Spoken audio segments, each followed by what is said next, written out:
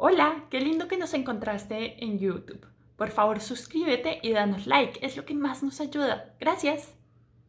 Dice los carneros si es que gozan comiendo yuca harinosa, comen mote, ñamen penca, queso biche y buena arenca. Lástima de mí, que acompañarlo no puedo, lejos como estoy, triste me pongo si bebo, pero no es tan solo el mote lo que halaga a mis paisanos. Gustan mucho del sancocho y de los guineos manzanos, pero no es tan solo el mote lo que halaga a mis paisanos. Gustan mucho del sancocho y de los guineos manzanos. Hoy, en Catando Historias, tenemos el especial del Día de la Mujer. Para este, hablamos con 7 mujeres inspiradoras. Por coincidencia, todas son colombianas, pero que día tras día trabajan porque niños y niñas tengan un futuro más equitativo. Hablaremos con mujeres de distintos ámbitos del saber. En las ciencias hablamos con Paola Tello, científica física que en 2017 estuvo en una expedición a la Antártida. En la gobernanza hablamos con Mamá Mercedes, alcaldesa de Silvia Cauca. En un entorno legal hablamos con Mónica Roa, abogada de derechos de las mujeres, quien lideró la demanda de proaborto en Colombia. En las comunicaciones hablamos con Ana María Ruiz, gerente general de Canal Capital. En el área social hablamos con la activista de derechos de la comunidad LGBTI y de las mujeres, Elizabeth Castillo. Desde la escritura hablamos con Catalina Ruiz Navarro, escritora del libro Las mujeres que luchan se encuentran. Para hablar de cultura y territorio viajamos a los Montes de María para hablar con Soraya Bayuelo. Soy Manuela Tascón y esto es Catando Historias, edición del Día de la Mujer. Bienvenidos.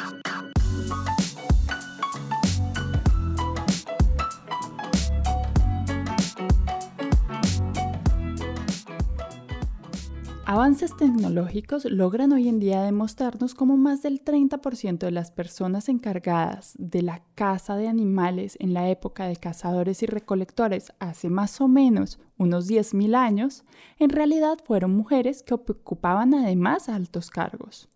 Esto desmiente la idea creada por los primeros arqueólogos de que las mujeres estaban encargadas exclusivamente del cuidado de menores y de la recolección, y que la labor de caza era un tema solo de hombres. Demuestra que la división del trabajo era mucho más equitativa en aquel entonces, con lo que la desigualdad no es natural. Si viajamos muchos años en el tiempo y venimos a los últimos siglos, podemos recordar que las mujeres hemos estado vinculadas muy normalmente en el área textil. Queremos enalzar 2 momentos históricos, justamente vinculados con el área textil. Una de las primeras protestas meramente de mujeres van a ser trabajadoras del área que salen a las calles en Nueva York a protestar por las míseras condiciones laborales y las extensas horas de trabajo, además de pedir por el fin del trabajo infantil que ya se daba en aquel entonces. La segunda, mucho más conocida, es el incendio en la fábrica de camisas en Nueva York en 1911, donde quedaron encerradas y murieron 123 mujeres. Y ya hacia final de siglo, en 1975, la ONU declara el 8 de marzo como el Día Internacional de la Mujer Trabajadora, actualmente el Día Internacional de la Mujer, el cual busca que la igualdad de género sea una realidad en 2030. Lamentablemente, estamos lejos de lograrlo. Y es que es gracias a salir a las calles, a reunirnos y alzar nuestra voz que hemos logrado el voto, el derecho a estudiar, la búsqueda por la igualdad laboral y lamentablemente actualmente tenemos que luchar por el derecho a estar vivas y no ser abusadas. Hablamos con cada una de nuestras invitadas, desde el punto de vista de su trabajo y cómo éste va a ayudar a estos procesos de equidad. Es así como nos acercamos a Catalina Ruiz Navarro. Ella es periodista para Revista Volcánicas y para El Espectador, entre otras muchas, y es conocida por ser feminista. A ella le preguntamos cuál es la receta para la equidad de género. ¿Cuál es la receta para la equidad de género? Me gustaría que me saliera esto todo con metáforas de comida, pero me parece quizás más importante eh, como pensar qué se piensa desde el feminismo. Para mí hay una cosa que sería clave, que es poner en el centro la vida. Si uno pone en el centro el cuidado de la vida, todos los trabajos de cuidado no reconocidos, el trabajo reproductivo, el trabajo de crianza que hacemos las mujeres, inmediatamente va a ser el trabajo más importante. Y al ser el trabajo más importante vamos a cambiar el sistema de valores, incluso el sistema económico que tenemos, y se va a orientar no a que estemos explotando a las personas para exprimirles todo lo que nos pueden dar, sino para respetar a las personas porque están vivas y entender que ese cuidado de la vida y esa organización para el cuidado de la vida es lo más importante en una sociedad. Creo que a partir de ahí y a partir de entender esto como lo más importante, estas opresiones por género, por ejemplo, las opresiones por razón sexual se van a voltear porque vamos a decir, no la voy a explotar porque puede tener hijos, sino que la voy a respetar y a cuidar precisamente porque puede tener hijos. Y muy a propósito suena la bebé ahí al fondo. Líder de la defensa de los Montes de María, desde la creación colectiva y la memoria, Soraya Bayuelo nos contó los ingredientes para defender el territorio. Bueno, yo creo que primero son el arraigo, la raíz que nosotros sentimos de ser y estar aquí en este universo territorial de los Montes de María, que no solo se limita a la tierra, a la parte geográfica, sino el espacio también de esa utopía posible que estamos construyendo entre todos como una gran región de los Montes de María, que no existe precisamente, sino que es una región imaginada, porque si los ingredientes para defenderla tendrían que ser el amor, el arraigo, la identidad, el goce, los productos que ella, de esta tierra fértil que se da, esos serían ellos. Pero yo fundamentalmente creo que tiene que ser esa identidad, eso desde lo cultural, que va más allá del espacio geográfico, que va más allá de lo físico, incluso de toda esa espiritualidad. O sea, toda la estructura de ese ser montemariano, de ese ser en lo particular de cada uno de los lugares donde estamos habituados a estar o donde nacimos, donde nos criamos, donde bailamos, donde comemos, donde soñamos. Y eso para mí es fundamental también. Pero también junto a otros y otros desde afuera para vernos, como un reflejo también. Y en ese sentido, desde la particularidad, poder defender lo colectivo o apuntarle, más que defender, yo diría que apuntarle a que se proyecte también en lo colectivo como una común unidad, la común unidad. A eso le llamo yo el entreaprendizaje, el estar tejiendo juntos, pensando juntos, bailando juntos, soñando juntos con una gran familia. Una familia de todo tipo, o sea, una familia bien amplia, no reducida a papá, mamá, abuela, abuelo, sino mucho más amplia. Y eso somos nosotros.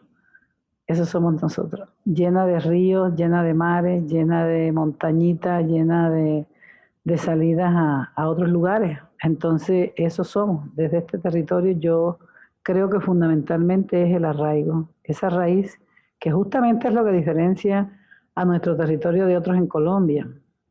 Porque Colombia es un país de regiones, pero Montes de María tiene tan arraigada su identidad desde lo cultural y desde todo lo que ello implica, a diferencia de otros lugares, de otras regiones, por ejemplo, como en Magdalena Medio, que se fue poblando de colonos o de gente que llega, o en Caquetá, todo el sur de Colombia, vinieron muchas migraciones de otro tipo. En Montes de María estamos aquí.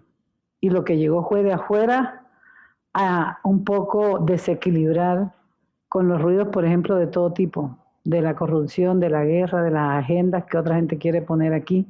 Y esa es la lucha.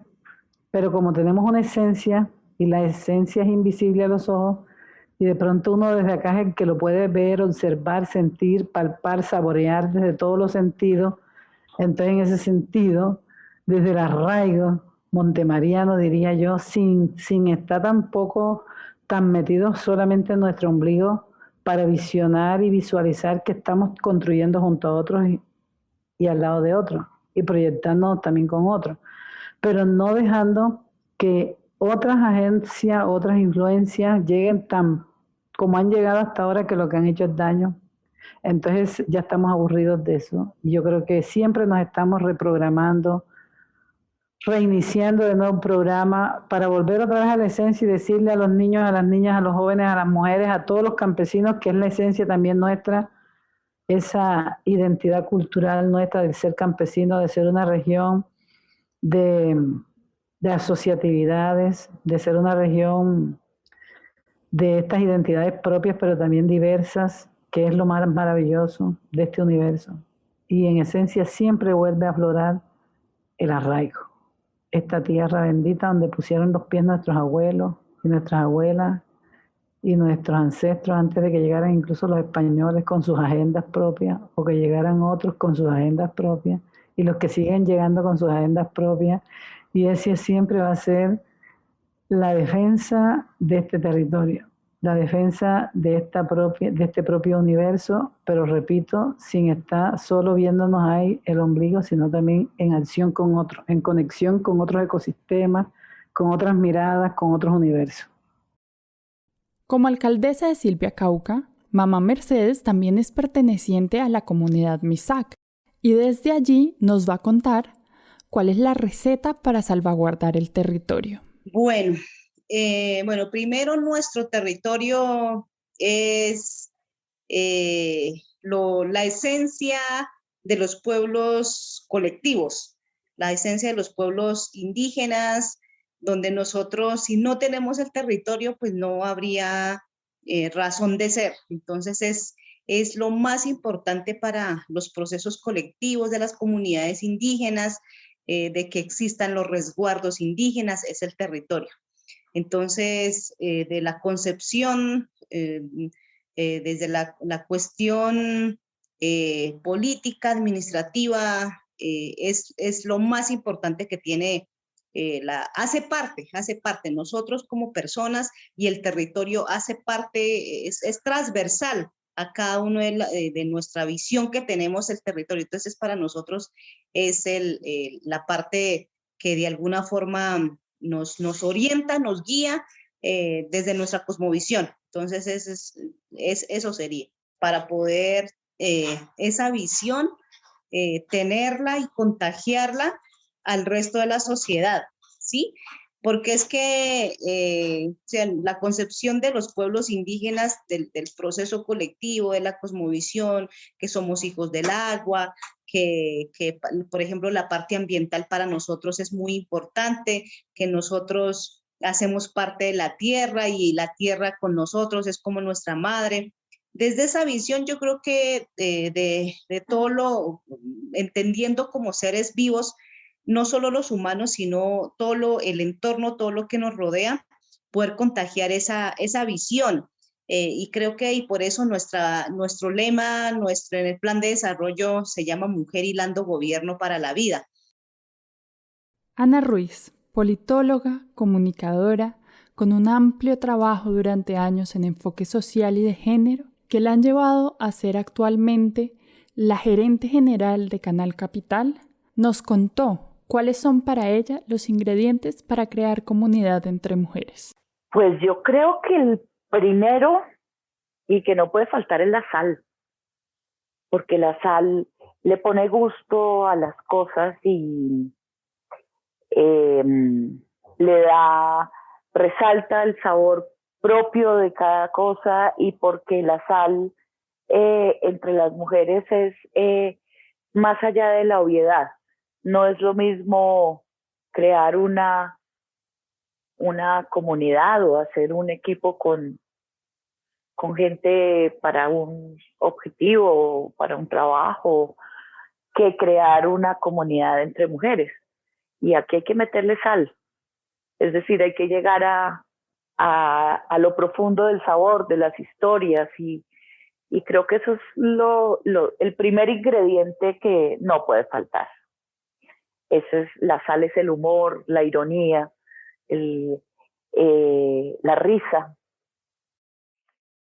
Creo que hay otro ingrediente que debería estar presente, son las hierbas aromáticas, todas las hierbas aromáticas, las que le dan olor, le dan sabor, sabores externos y olores externos a las cosas. Y otro ingrediente que le pondría a esa receta es el vino. Es el vino que afloja la lengua, que facilita la risa, que genera nuevas maneras otras formas de ver las cosas. Entonces, creo que como principales, la sal, las hierbas y el vino. Le pondría también de pronto un poquito de picante, claro, para que vibre el cuerpo, para que se muevan los sentidos. Y pues como yo no soy vegetariana y como soy carnívora, pues claro que buscaría una proteína, ¿no? Que le dé cuerpo al asunto, que le dé peso a la comunidad. Claro, para los vegetarianos podemos hacer una versión con hongos. Con hongos o con falafel, garbanzos, lentejas, pero sí es como ese ingrediente que hace que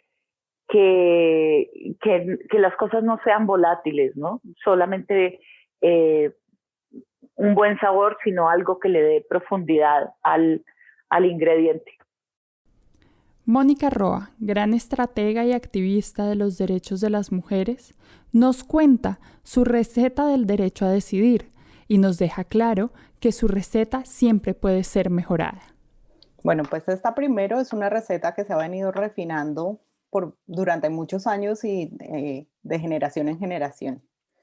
La mía, que es mejorable, tiene 10 tazas de educación sexual, un manojo de acceso a anticonceptivos, 300 gramos de servicios de maternidad segura, un buen chorro de aborto legal, que está muy difícil de conseguir en los mercados, pero es clave para la receta.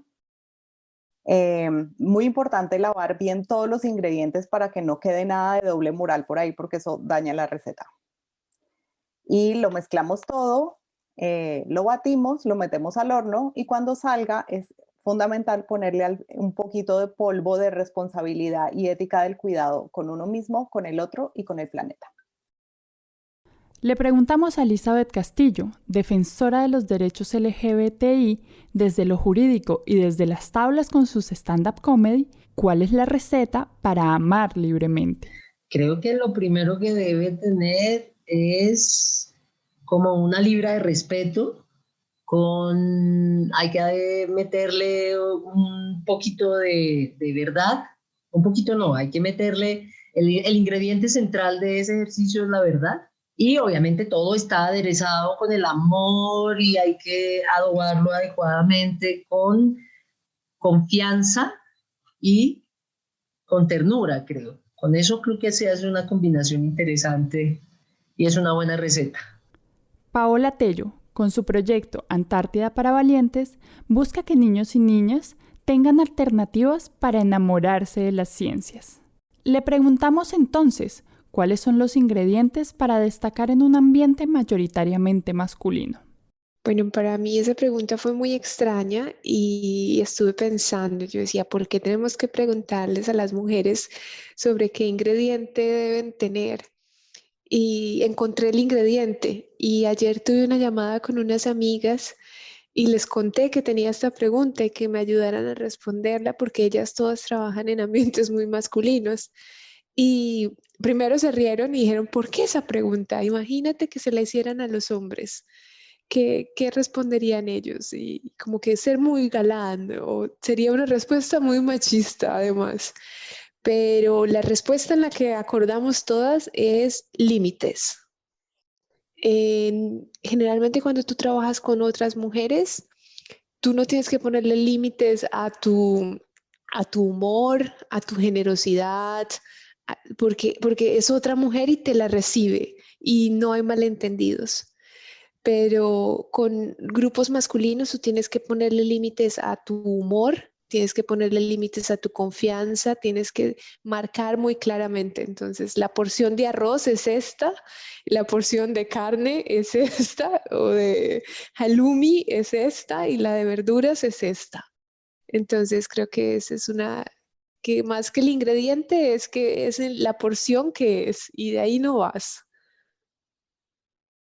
Les preguntamos a cada una de ellas si su legado fuera un platillo, cómo sería y por qué, y con esto creamos nuestro menú del Día de la Mujer. Con Mamá Mercedes hablamos desde las huertas, de ser parte de la recolección de los productos. Con Ana Ruiz fuimos a hacer una gran sopa de verduras que rinde y rinde. Con Soraya Bayuelo visitamos los Montes de María a través de un rico mote de queso, lleno de ñame de sus tierras. Catalina Ruiz Navarro nos regaló ese rico ácido de la media tarde que se come caminando en un mango biche, una tarde de sol ardiente. Paola Tello nos sirvió colores, nos hizo sonreír y nos invitó a la posibilidad de escoger. Elizabeth Castillo nos invitó a compartir con vino y amigos. Mónica Roa nos sirve la receta perfecta de un postre de la fruta de la pasión. Una pasión para no olvidar. Es lo que nosotros producimos, es la producción limpia, realmente lo que nos nutre a nosotros como personas, como humanos, con todas las características, porque no es solo un plato de comida, sino son las plantas medicinales, son muchas cosas que nos permiten, de acuerdo a lo que nosotros consumimos, poder alimentarnos desde los frutales, desde las plantas medicinales, desde diferentes productos que se dan en diferentes climas, frío, cálido, poder nosotros consumir lo que nosotros producimos, porque por lo menos yo con estas manos he trabajado la tierra, con estas manos he cultivado los productos y con nuestras mismas manos las preparamos y las consumimos. Entonces, eso es uno saber qué fue lo que le echó desde la producción de la matica, de la papa, por ejemplo, nosotros cultivamos mucho acá, la cantidad de nutrientes que nosotros le echamos desde el conocimiento propio, pues uno sabe qué es lo que se alimenta, ¿sí? Entonces es realmente lo que producimos con estas manos de nuestras mujeres, de nuestras comunidades, y la mujer, usted sabe que acá juega un papel muy importante en ese sentido. Pues no lo dudo un solo instante, es una sopa que puede tener, depende del lugar, depende de lo que hay a la mano, es un revuelto, es un revuelto que hierve, donde cabe todo. Si yo pensara en un plato específicamente, diría que es como una sopa de verduras. ¿Y por qué? Quiero contar una anécdota. En alguna época en la que vivía con las puertas abiertas y en mi casa entraban y salían quien quisiera llegar a la hora que quisiera llegar, un sábado en la mañana empecé a preparar una sopa de verduras. Y almorzamos varias personas. Por la noche alguien comió y quedó sopa. Y al día siguiente todavía había sopa.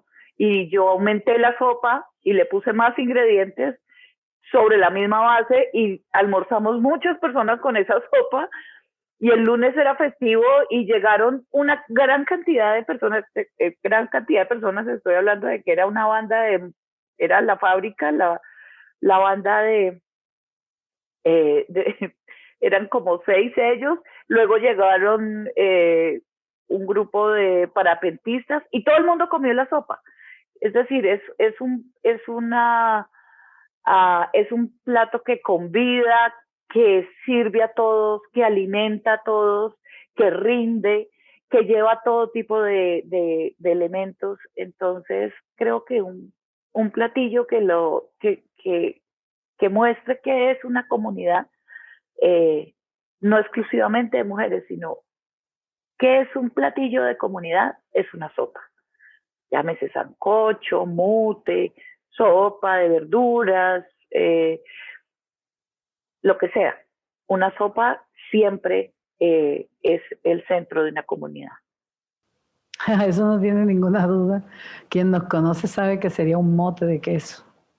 Un mote de queso porque primero el ñame, que es uno de los tubérculos bien grandes, es propio y absolutamente propio, muy de aquí, que a lo mejor vino con nuestros ancestros africanos en esas idas y vueltas cuando se liberaron de la esclavitud en Cartagena y estos afros vinieron a los montes adentro de María buscando un refugio con sus palenques y se trajeron la lengua y se trajeron el canto y se trajeron las comidas. Y bueno, y el queso, que también es muy importante, el queso costeño también que se diferencia para hacer ese platillo que es el mote de queso. Y bueno, los ingredientes como el ajo, la cebolla, que también son muy propias de por acá de la América o como llegaron, cuando llegaron las especies también, pues las fuimos dimensionando. Y simplemente el agua, y rodeados de agua sí que estamos, ¿no? Entonces poner a hervir agua en un fogón de leña o en cualquier juego, un fogón que prenda una olla y en esa olla se eche agua a hervir. Solamente agua se pone a hervir inicialmente y luego se le pone ajo y cebolla sofrito, ¿no?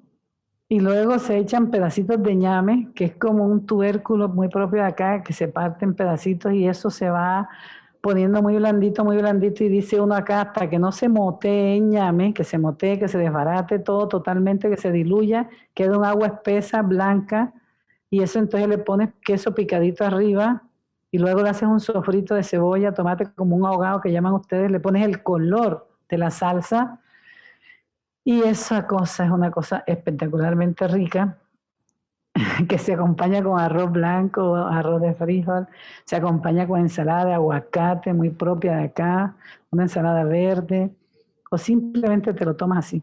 Por eso los cantos, las canciones, lo que expresa todo ese sentir de esos sabores de acá son fantásticos. Yo te podría hablar también de un sancocho, que se parece mucho también a nosotros, en la variedad de todos los ingredientes que tiene y que sancocho se pone en una sola olla con el ñame, la yuca, el plátano, las proteínas que pueden ser carne o pescado o cerdo o lo que quieras tú ponerle, pero el mote además es como más de la tierra, como más vegetariano, como más de aquí, de este sentir, de este ombligo, de este arraigo que nos hace único.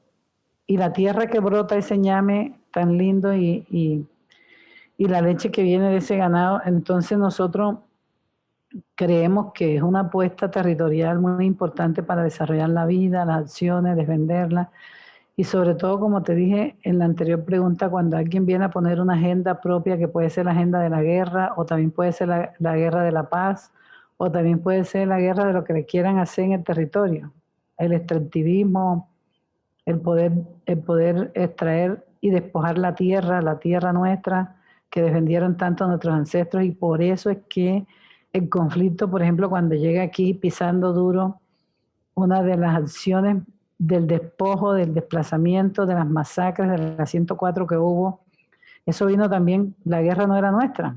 Hay títulos de esos libros que no eran nuestras. Sin embargo, también aquí desde el territorio mucha gente se prestó para hacer el puente para los guerreros. Hasta el día de hoy han bajado de pronto las acciones de la guerra en lo más álgido como cuando el fogón. En ese mote de queso tú empiezas a hervir el agua, hierve a tantos grados de ebullición que en algún momento crees que se va a desbordar y ¡pum! Le echas el ñame, le echas el queso, le echas el sofrito y entonces se sofoca un poco la ebullición de esa agua y entonces queda el queso el queso para echárselo incluso no se lo puedes echar enseguida cuando esté hirviendo, ni cuando esté el fogón prendido, porque se derrite y se va al fondo y se vuelve horrible. Pero si tú bajas el fogón en este caso, si lo estás haciendo en leña, le sacas los tizones y nada más dejas las brasas a que está a medio calentar ese mote. Cuando ya esa capa está así, que ñame está espeso y tiene los ingredientes de las especias, de la cebolla, el tomate y todo, o si le echas berenjena o cualquier cosa, en trocitos de queso, en cuadritos se los pones encima, tapas la olla y solo con el calor está protegiéndose ese queso para que no se vaya abajo al fondo. Y eso, la metáfora es tan exacta a lo que nos ha pasado a nosotros en la guerra. Nosotros estamos tranquilos al juego del fogón, al pie del fogón conversando, tomando café, haciendo la comida. Cuando irrumpe de pronto en ebullición todos los ruidos y las candelas de la guerra y los estallidos de las bombas y los secuestros y todos los hechos victimizantes que ya tú conoces, y alguien tiene que poner a bajar poco a poco eso, pero el conflicto se baja, que es lo que hemos hecho aquí, de pronto con la firma de la paz en La Habana y bajó, la ebullición bajó un poco, se puso ahí en eso, pero todavía todo no se ha acabado, todavía está latente y entonces ahí es donde estamos en ese punto de saber si por nosotros mismos le vamos a alzar el juego para que hierva mejor la cultura, el amor, la alegría, la historia, la memoria, la comunicación, la palabra propia, los cantos, las décimas, toda la tradición oral y todo el trabajar de acá con nuestros propios quehaceres y necesidades. Después que dejó esta candela tan viva, dejó la guerra, también los dolores y dejó muchas tristezas, cómo volver a apagar ese fogón, pero también como en medio de esa tibieza del fogón podemos nosotros cucharear de nuevo esa comida y caminar los Montes de María y volver a cantar, a hacer poesía, sentarnos en la puerta, a conversar al pie del fogón, a narrar las memorias y las historias, y eso es lo que estamos haciendo ahora. Entonces, desde ese ámbito que es el nuestro de comunicación, educación, cultura, y ahora la memoria, que casi desde el conflicto empezamos a narrar con voz propia, pública y política, pues estamos juntando el fogón de nuevo, para que nadie más lo pueda atizar el juego desde afuera o que alguien venga a subirle la llama a la estufa de nuevo, sino que nosotros estaremos preparados para podernos abrigar al pie del fogón, pero también saborear nuestros propios platillos, que precisamente es esa esencia fundamental del Montes de María, sobre todo de esta región de la sabana de Sucre, Bolívar y Córdoba, que es el mote de queso. Si mi legado fuera un plato de comida, ¿qué me gustaría que fuera? Probablemente me gustaría que fuera algo así como un mango biche con limón, porque no es una comida de comer sentados a la mesa, sino de comer a media tarde en la calle mientras estás haciendo otras cosas, porque es refrescante, pero también es ácido y en el fondo tiene una pepa que es realmente dura de roer, que me parece que es una buena metáfora para ideas y conceptos que son importantes y fundamentales. Mi legado sería un platillo muy colorido, que quisiera sonreír, que diera mucha felicidad, y tendría dos partes. Una parte que haría un chef con muchas estrellas Michelin, que sería muy exótico, delicioso, que tú te metes a la boca y dices, oh my God, no sabía que explotaran los sabores. Y que al otro lado tuviera algo muy sencillo, muy simple, unas uvas, unos tomates, porque me parece que si quisiera dejar un legado sería que todas las personas pudieran entender que la vida tiene, que pueden saborear esas dos cosas y que puedan escoger. Y eso va como un poco en la igualdad, de que si tú sabes que puedes tener las dos cosas, tú eliges cuál quieres. Eso me parecería muy importante para mí, que tuviera variedad y que tuviera diferencias para que al final la persona que comiera pudiera escoger entre algo muy bueno, porque a veces siento que como no sabemos que hay cosas tan buenas, nos quedamos con lo que hay. Entonces, si sabemos desde el inicio que hay cosas muy buenas, de mucha calidad, de mucho sabor, y que hay otras, entonces ya podemos elegir ese espectro. Me gustaría que lo tuviera mi receta, mi plato. Sería como unas tapas porque tiene muchos sabores, porque son como poquitos de muchas cosas, pero todo combina, porque se toman, no se, se comen, se consumen alrededor del vino o de una sangría deliciosa y generalmente convoca amigos. Eso creo que sería el plato que me representaría. Cuando a la gente que le encanta hacer este postre se pone a hacer el postre de la fruta de la pasión por el activismo y el compromiso con la agenda progresista, mi gran aporte es pedirles que no se les olvide empezar con una buena base de estrategia y que recuerden que tienen que variar la intensidad del sabor para hacer 3 capas del postre. Una capa que tiene que ser para activar a nuestros simpatizantes, otra capa para neutralizar a nuestros antagonistas, que siempre son muy amargos, entonces hay que poner atención, y la capa más importante que es para atraer a los persuasibles. Y pues para eso tenemos que haber investigado cuáles son sus valores y ponerle un poquito de eso a nuestro postre. Los invitamos a buscar a nuestras invitadas y a conocerlas. Igualmente dejarse sorprender por la cantidad de mujeres increíbles y maravillosas que existen a lo largo de la historia. Muchas gracias por acompañarnos en el primer episodio de Catando Historias para Entender el Mundo. Haremos un capítulo de esta serie por temporada, y de una vez les puedo adelantar que para la segunda temporada hablaremos sobre el proceso de paz en Colombia. Esperamos les haya gustado mucho escuchar sobre el trabajo inspirador de todas nuestras invitadas, y que nos compartan su propia opinión, su propia historia, ya sea en catandohistorias.com o en nuestras redes sociales, Catando Historias Podcast en Instagram y Facebook.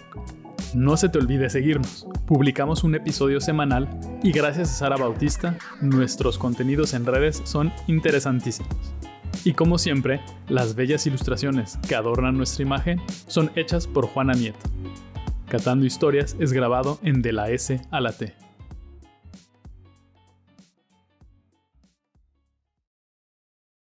Desde la comunicación, la educación y la cultura, pero también desde los cantos y la esperanza que encierran los cantos nuestros. Traigo en el alma la paz que necesita mi pueblo. Vengo armado de folclor y mi fusil es un canto. Traigo un mensaje sagrado que me dio la Virgen del Carmen llorando. Que recordemos, amado, que con su guitarra se murió cantando. Que no se hagan más disparos que manchen con sangre la flor del tabaco. Que se alegren los muchachos y saquen las madres los pañuelos blancos. Y que se den un abrazo el manso y el guapo como 2 hermanos. Que existe el calor humano para que el camposanto sea menos usado. Y es que mi pueblo no debe llorar, un pueblo bueno debe ser feliz. Se siente cerca, tan cerca la paz, que al mismo Cristo lo vieron aquí. Se siente cerca, tan cerca la paz, que al mismo Cristo lo vieron aquí.